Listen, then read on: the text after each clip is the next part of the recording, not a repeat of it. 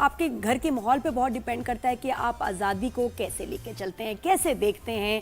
Partition آپ کے لیے کیا مطلب رکھتی ہے, کیونکہ اگر آپ کے اینسیسٹرز, آپ کے بزرگ اس پارٹیشن کا حصہ تھے, انہوں نے اپنی آنکھوں سے وہ نظارے دیکھے, وہ ظلم سہے, کیا ان کے اوپر گزری, یہ ساری زندگی وہ نا ہمیں بتاتے رہتے ہیں. میں آئی گرو اپ ود دیز اسٹوریز. ہم سب بالکل ایسے ہی ہیں, ہمارے آبا و اجداد نے جیسے بہت سنا, میں نے اپنے والد صاحب کو سنا, کیونکہ 1947 میں وہ انڈیا ہوشیارپور سے مائیگریٹ کر کے ان کی فیملی, اور وہ صرف ایک ٹرین ہوشیارپور سے پاکستان پہنچ سکی, اس کے بعد اس میں صرف یعنی بیچ میں جو لوگ تھے, کتنے لوگوں کو وہ لاشیں تھیں, وہ ٹرینیں آتی تھیں, صرف لاشیں ہوتی تھی. تو ابا یہ کہانیاں, واقعات آنکھوں میں تو ان سے جانتے ہیں نا, ان سے ہی جان لیتے ہیں نا یہ. بالکل ایسے ہی ہے, کیونکہ ہمارے ساتھ موجود ہے کرنل ریٹائرڈ محمد اسلم خان, جی نادیہ خان کے ابا. تھوڑا سا ریکارڈڈ ہے کیونکہ ابا آلموسٹ, اب آپ سمجھیے کہ he's about 90 ماشاءاللہ.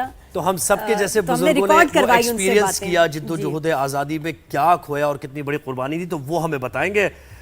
سر گڈ مارننگ کرتے ہیں. خیر آپ نے بتا دیا کہ ریکارڈڈ ہے, کیونکہ وہ تو پہلا سوال ہم نے ان سے یہ کیا کہ تقسیم ہند سے پہلے وہ کہاں پر موجود تھے اور ہجرت کب کی انہوں نے, کن حالات و واقعات میں کی, تو دیکھیں ذرا انہوں نے جواب کیا دیا اس پر.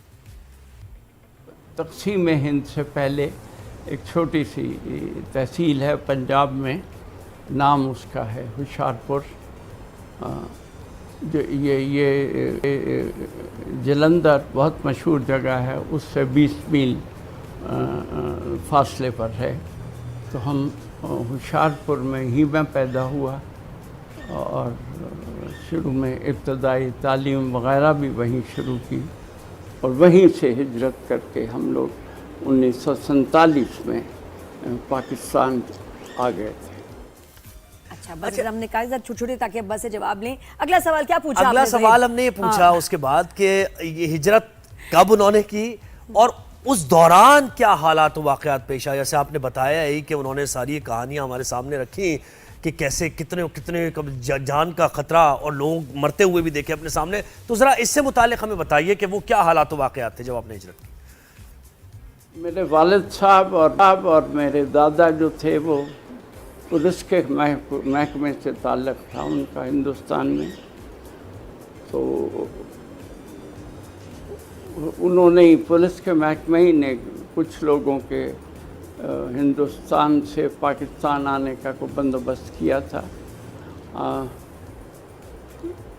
تو 1947 میں ہی جب پاکستان بنا ہے, اور تو ہم ان لوگوں میں سے تھے جنہوں نے شروع میں ہی پاکستان جانے کی خواہش کا اظہار کیا تھا. تو دادا تو میرے ریٹائر ہو چکے تھے اس وقت, والد صاحب میرے پولیس میں ایکٹیو ممبر تھے, اور انہی کی وجہ سے ہمیں ہندوستان سے پاکستان آنے میں آسانی. اب دیکھیں ہند سے تو اپنا گھر چھوڑ کے تیار ہو گیا کہ پاکستان جانا ہے. اب کچھ نہیں پتا کہ آگے ہونا کیا ہے, کہاں رہیں گے, کیا معاملات ہوں گے, کس طرح کیا جاب ہوگی, پہنچ پائیں گے نہیں پہنچ پائیں گے. لیکن بس قائد نے کہا کہ ایک الگ مملکت بنانی, اور وہاں پر ایسے ماحول تھا تو کہا کہ بس ٹھیک ہے جی, مسلمانوں کے لیے ایک ملک. تو پاکستان آ کر مجھے بتائیں کیا دیکھا, کیا وہ جو ایکسپیکٹیشن آپ کی تھی وہ پوری ہوئی, پھر زندگی کیسے آگے بڑھی پاکستان میں, یہ اس بارے میں ذرا بتائیے. 1947 میں ہی ہم لوگ پاکستان پہنچ گئے تھے, اور لاہور میں بندوبست ہوا تھا, حکومت کی طرف سے بندوبست تھا. وہ کوئی جو ہندو یا سکھ کچھ اپنی جائیدادیں یا اپنے گھر چھوڑ کے جو گئے تھے ان میں سے ایک گھر الاٹ کیا گیا تھا, جو بھی پروسیجر اس وقت تھا پاکستان کے اندر اس کے مطابق. اور پھر وہاں سے ہی میں نے 7-8 سال پڑھائی بھی اپنی کی. بہت ایک پرائیویٹ اس وقت بھی اسکول تھا, اور وہ کمپیٹ کیا کرتا تھا سرکاری اسکولوں سے فیس کے معاملے میں, اسٹینڈرڈ کے معاملے میں. اس کا نام تھا چشتیہ ہائی اسکول. مجھے آج بھی یاد ہے, بہت اچھا اسکول تھا, بہت ڈیڈیکیٹڈ قسم. تو نادیہ پھر کرنل صاحب سے یہ بھی ہم نے پوچھا کہ ظاہر کرنل ریٹائر ہوئے 47 میں, اس کے بعد تو کچھ ہی بس سال لگے 65 میں حملہ آور ہو گیا دشمن ہم پہ. اور ہم اس وقت ریسورسز بھی نہیں تھے ہمارے پاس، ہمارے پاس کوئی ایمونیشن بھی اتنا نہیں تھا، آرٹلری بھی ہماری کوئی اتنی وہ نہیں تھی، کیونکہ سارے ملک بنے ہوئے ابھی اسٹیبلش ہوتے ہوتے اسٹیبل ہوتے ہوتے اور اتنے معاملات تھے ان کو سلجھایا جا رہا تھا. تو یہ ہم نے کرنل صاحب سے پوچھا کہ آپ نے فوج میں کیسے وہ زندگی گزری، اور وہ جو جنگیں آپ نے ایکسپیرینس کی اس وقت کیا جذبہ تھا، وہ کیسے دشمن کے ہم نے دانت کھٹے اس وقت بھی کیے، تو دیکھیے انہوں نے کیا جواب دیا. فوج میں 1956 میں ٹریننگ کے لیے سلیکٹ ہو گیا تھا ملٹری اکیڈمی کاکول میں، اور وہ 2.5 سال کی اس وقت ٹریننگ تھی. آج کل تو 2 سال کی ہوتی ہے، اس وقت 2.5 سال کی ٹریننگ ہوتی تھی. ایبٹ آباد میں یہ ملٹری اکیڈمی تھی، ہے ماشاءاللہ ابھی بھی.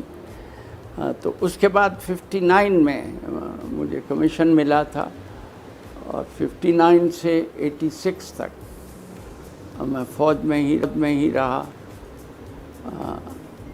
اور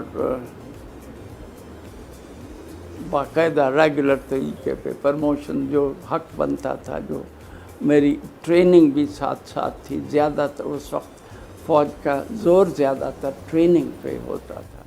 اس ٹرین کے بارے میں بھی ذکر کریں گے، میں بھی پھر بتاؤں گی جو ابا ہمیں بتاتے تھے، اور میں کہا پتہ نہیں ابا بات کیسے کریں گے، کیونکہ روئے بغیر ابا رہ نہیں سکتے جب وہ سفر کا ذکر کرتے ہیں. ایموشنل ہو جاتے ہیں نا، وہ یاد آتے ہیں ایک دم سے. وہ ابا بتائیں.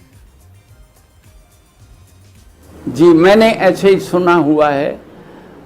وہ واحد ٹرین تھی، اور اس میں زیادہ تر سرکاری ملازم جو تھے ہوشیارپور میں وہ آئے تھے. اس کے بعد میں نے سنا ہے کہ ٹرینیں تو آئیں لیکن لوگ نہیں آ سکے. تو اس وقت حالات بہت کشیدہ تھے جب ہم ہوشیارپور سے یہ ٹرین چلی ہے، اور اس سے ہی اندازہ لگائیں کہ تیسرے دن یہ لاہور پہنچی تھی. تو وہ حالات اچھے نہیں تھے. مسلمان بہت تھے ہوشیارپور میں، اور سرکاری ملازم بھی تھے. تو یہ بیسیکلی جو پہلی ٹرین آئی تھی وہ جہاں تک مجھے یاد ہے زیادہ تر سرکاری ملازموں کے لیے ہوتی تھی، جس کی وجہ سے ہم لوگ بھی آ سکے اور آئے. اور اس کو کچھ فوجی بھی اسکارٹ کر رہے تھے اس ٹرین کو. مجھے بہت واضح طور پہ یاد نہیں یہ فوج والی بات، لیکن میرا خیال ہے کہ فوج اسکارٹ کر رہی تھی. چند لوگ تھے، 5-7 فوجی اس کے ساتھ. اچھا ابا ہمیں جو بتاتے ہیں بات کہ میرے جو دادا تھے وہ نہیں پہنچے ٹرین پہ. جب یہ بیٹھ گئے بھائی بہن، میری دادی، اب دادا کا پتہ نہیں. ٹرین چلنے والی ہے، اور جب چل پڑی ہے تو کہتے ہیں کہ میرے دادا 3 پیٹیاں سر پہ رکھ کے بڑی مشکل سے جیسے ایسے پہنچے، ان کو سہارا دیا، اور بڑی مشکل سے انہوں نے ٹرین پکڑی، ورنہ وہ مس ہو جاتے. اور میری دادی بتاتی ہیں کہ ہم نے روٹیوں میں اور ساتھ میں زہر رکھا کہ اگر ٹرین رکے گی تو زہر کھا لینا ہے. اور ساتھ میں بچے یہ کہ جی نہ کھائیں تو ان کو مٹھائیوں میں زہر ان کے لیے رکھا. بالکل، بچے، خواتین، بالکل. اور روٹیاں مطلب 3 دن میں کچھ نہیں ان کے پاس کھانے کو تھا، باسی روٹی، سڑی ہوئی روٹیاں. بڑے مشکل تھے، مصائب سے گزرے ہیں. ایسے ہی مل گیا جو انہوں نے کھانے کے پلیٹ رکتی تھی نا، تو جو عورتیں تھیں میری دادی سمیت اور بہت سارے لوگ، فوراً ہاتھ بیگ میں جاتا تھا کہ زہر ہاتھ میں رکھ لو، اور قربانی کے بغیر فوراً لینا پڑ جائے شاید. کیا قربانی کے بغیر تو دیکھیں کچھ بھی نہیں ملتا نا. ہمارے آبا و اجداد نے قربانی دی تو ہمیں. اچھا کرنل صاحب مجھے یہ بتائیں کہ اب جو نوجوان نسل ہے، یہ جذبہ تو خیر بے میز ہوا، یہ جو ابھی ہم نے بھارت کو دھول چٹائی ہے، لیکن پھر بھی آپ اس نوجوان نسل کو کیا میسج دینا چاہیں گے، اور کیسے پاکستان کی ترقی کے لیے وہ کام کر سکتے ہیں، وہ جذبہ اپنا برقرار رکھ سکتے ہیں؟ تو انہوں نے اس بارے میں کیا کہا؟ دیکھیں نوجوانوں سے تو میں یہی کہوں گا کہ اگر اس ملک کے لیے کچھ بننا چاہتے ہو، اس ملک کے لیے کوئی راہیں بنانا چاہتے ہو، اوروں کے لیے، اپنے لیے، علم حاصل کریں. نوکری کی بات ضروری ہے اور وہ ملے گی، لیکن علم لیں پہلے. تو میرا تو آج کے دن کے لیے پیغام یہی ہے کہ علم حاصل کریں. اور سچی بات ہے آپ لوگوں میں وہ کہ دنیا میں سب سے آگے جا سکتے ہیں, سب سے آگے بڑھ سکتے ہیں. بے شک بہت شکریہ. کل ریٹائرڈ محمد اسلم خان نے اتنی ایڈوانس ایج میں انہوں نے پھر بھی ہمیں وقت دیا.